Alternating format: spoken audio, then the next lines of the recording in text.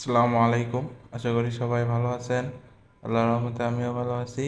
আজকে আমি আপনাদের দেখাবো কিভাবে বিকাশ থেকে 10 টাকা টেলিটকে মোবাইল রিচার্জ করবেন। সর্বনিম্ন টেলিটকে বিকাশ থেকে 10 টাকা রিচার্জ করা যায়। এজন্য প্রথমে আপনারা বিকাশ অ্যাপে চলে যাবেন।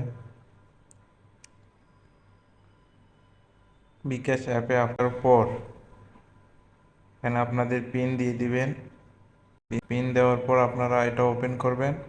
ওপেন হওয়ার পর এখানে মোবাইল রিচার্জ এখানে লেখা আছে, এখানে ক্লিক করবেন। তবে এখানে আপনাদের টেলিটক সিমের নাম্বারটা দিয়ে দিবেন। আমি আমার টেলিটক সিমের নাম্বারটা দিয়ে দিচ্ছি।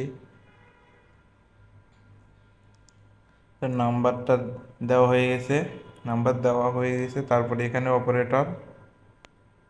অপারেটর সিলেক্ট করবেন টেলিটক। এখানে কত ব্যালেন্স আছে সেটা দেখাবে। এখানে সর্বনিম্ন 10 টাকা, 10 টাকা লিখে দেবেন। 10 টাকা লিখে দেবেন। দেওয়ার পর এগিয়ে যান, এখানে ক্লিক করবেন।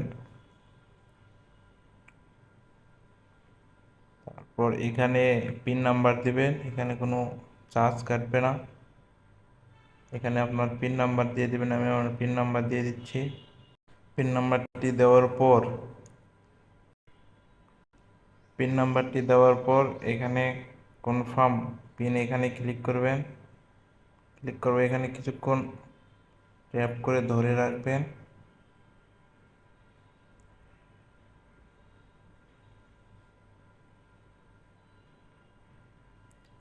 আমাদের কিন্তু মোবাইল রিচার্জ হয়ে গেছে।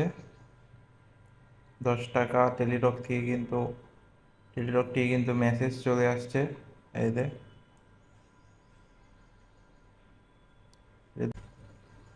বর্তমান আছে 19 টাকা, আগে ছিল 9 টাকা। এখনকার এখন রিচার্জ দিলাম 10 টাকা। এখানে কিন্তু 10 টাকা রিচার্জ দেখাচ্ছে।